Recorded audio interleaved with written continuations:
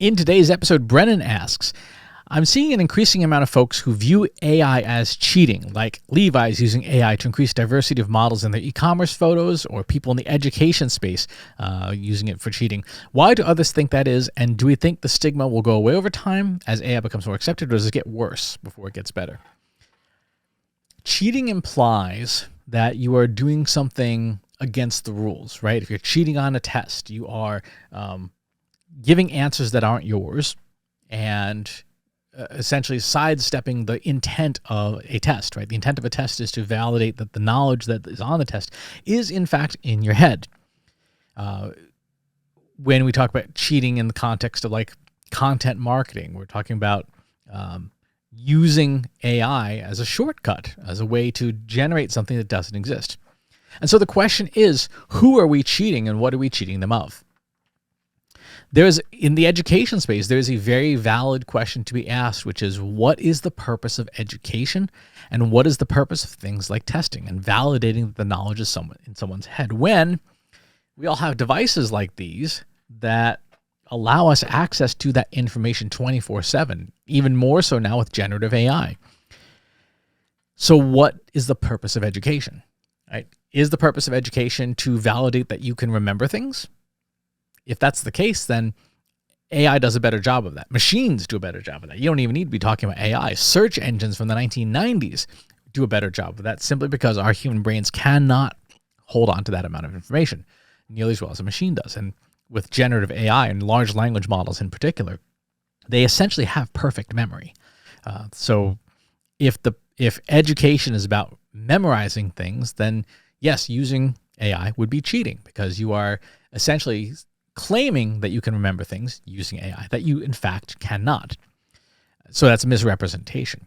However, if education is about critical thinking, then remembering stuff becomes less important than synthesizing good arguments, right? And so the question at that point becomes, is AI doing the work for you, in which case it is still misrepresentation, or is it assisting you in helping speed up the process so that instead of having to dig up all the information that you need to make an argument or synthesize an idea, you can instead focus on the actual mental work of the synthesis itself. In that case, it might not be cheating.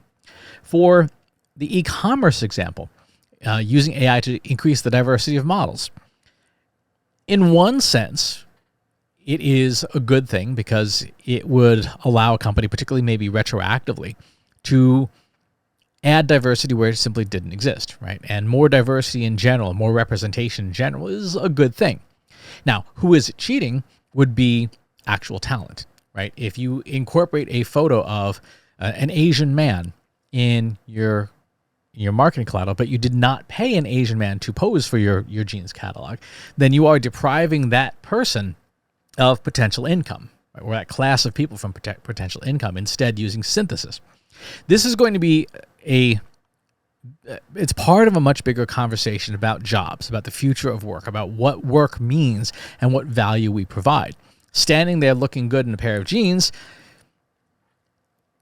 there is value in the marketplace for that, but there is equal value in having a machine do that, because it is less expensive, and depending on the kind of work, it could be less problematic, right? So there is, for example, a whole industry of like child fashion models. There is also a lot of questionable behavior by parents in that space in particular. If you replace that content with machines, on the one hand, you eliminate a source of income for those people.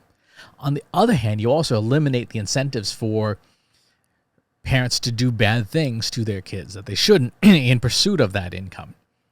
So there's not a clear answer as to whether that is cheating or not. Generally speaking, people, companies, etc., have the same basic motivations, right? Better, faster, cheaper. We all want better, faster, cheaper.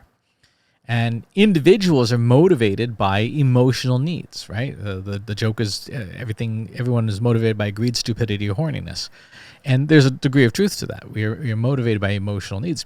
If AI can fulfill those in the form of an appealing human-like synthesis, wearing a pair of jeans, and you can create your product, which the marketing is the product in this case, for a lower cost, you're going to pick that, right? As if you have two things, the quality is equal. One is less expensive than the other, and it's also faster, better, faster, cheaper. People are going to pick the AI solution.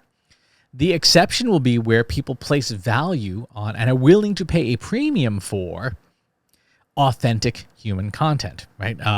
My partner, CEO Katie Robert, calls this artisanal content, handcrafted content.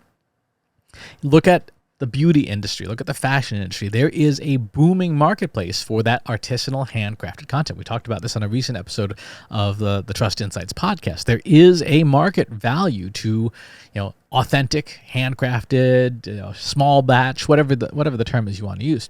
And there will continue to be a marketplace for those things in the physical goods space and now in the content space, knowing that a piece of content was created by a human with little to no help from AI.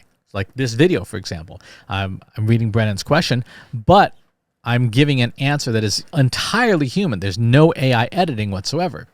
And so whether or not you consider the use of AI as cheating depends on what it is you're doing and who it is that you're cheating and what you're cheating them out of.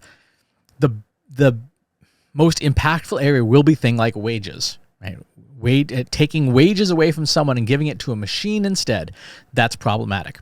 And that's something that societies as a whole will have to figure out how to address. Something like education is going to require rethinking what education is itself and the meaning of education in a world where a machine can give you intelligent answers that are better than what you could generate most of the time. Now, that's going to be dictated by law, by commerce, and by culture. There are no easy answers here. There's no way to say this is what's going to happen because every society will be different. But it is a discussion societies need to have, and probably sooner rather than later. Thanks for the question. Talk to you next time. If you like this video, go ahead and hit that subscribe button.